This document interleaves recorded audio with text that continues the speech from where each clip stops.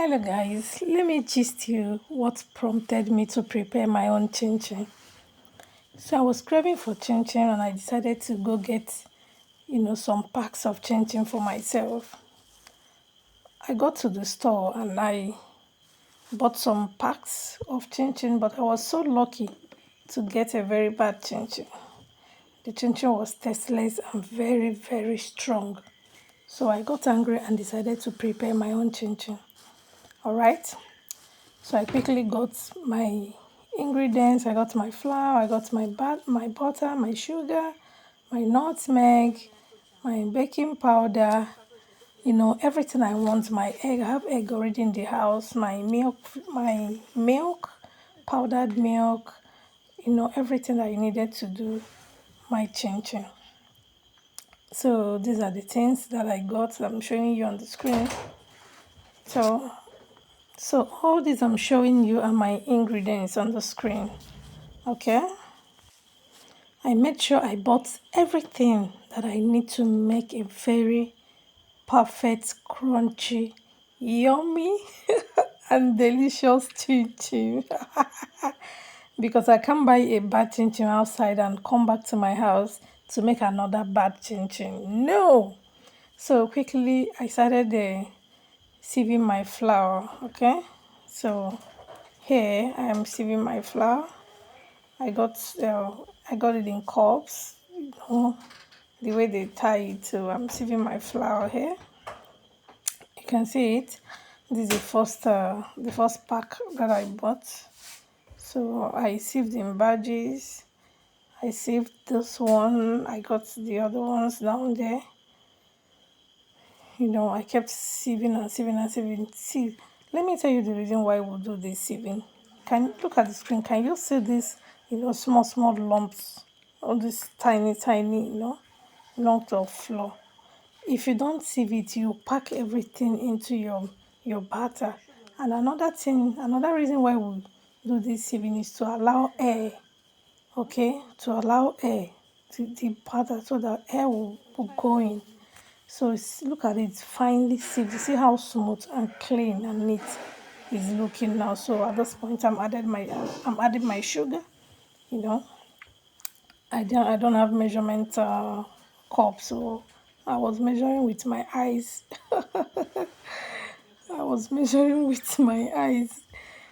So this is it. I'm mixing the flour with the sugar. Like I don't know if you know anyway, but all the dry ingredients always go in first. That's how I do. I mix all my dry ingredients first. This is my vanilla flavor that I just added. Then I'll add my baking powder. Just all the dry ingredients must go together. That's how I do mine. So after everything, I so like I said, I like mixing all my dry ingredients first, okay? Because you cannot mix wet ingredients. Maybe you add milk. After adding milk, you're coming back to add a nutmeg, or you're coming back to add a milk flavor or vanilla flavor. No, it won't mix properly. You will just have a very bad consistency. It won't mix very nice. So that is how it's done. You can ask any professional chef you mix your dry ingredients so that it will combine well, it will sit in properly before you start adding the wet ingredients. All right. So at this point, I introduced my butter. As you can see, I'm scooping in my butter, and I got I think about 5 wraps of butter, but I didn't use all of them. But butter is what makes a crunchy chin chin, all right? Yeah, so I think I added about four wraps, though they're not very big wraps, just moderate wraps like you're seeing here. Okay, so after that I started mixing again. Yeah, I started mixing again, and I used my hand because this mixture is not something you can use your blender or you can use your mixer. You get? So what we use mixer for is those liquid or light batter. This one is literally dry, so you can't use your mixer. So I'm adding my egg at this point. I added, how many eggs did I use even? I got I got enough egg because this is something I'm doing for myself and I want it to be rich. It is not commercial. I'm not gonna sell it, not for commercial purposes. So like I told you, I got a bad one outside. I cannot come back to my house and start doing another bad one. So I make sure I got enough things to make my chinchin rich. So you can see I'm already mixing the egg. So I quickly got my milk. This is my milk. I'm using dry milk, so I had to mix with water. Okay, so I added water. See milk, oh, hey, milk full plate. See milk. This is chinchin for the rich babes. So I had to mix and mix and mix because I don't want lumps in there. You see, I mixed to make sure all these milk lumps, all of them get dissolved in the water. So I had to add another water. Look at it, because the consistency is still thick somehow. I need it to be light. So I added, well, a little more water. I was being mindful because I'm not adding water to my mixture. I'm not adding water to my flour. So it's just this milk that I'm going to use to mix out this whole thing. I don't want to add water. I don't want my chicken to be tasteless. So after the milk, I had to mix up again. To mix and mix to get a very smooth and consistent lump-free batter. And you can see, look at our batter sitting pretty here. Can you see that?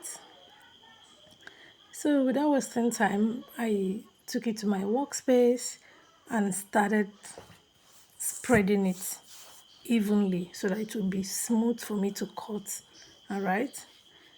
I'm not a commercial chinchin maker, so I don't have chinchin cutter. I had to use what I have. So this is it. I I am cutting my chinchin here. Can you see? I like this square shape. I didn't make the longer shape. I did the cube shape. That's what I like, so that it can easily fit into my container. I don't like that long shape.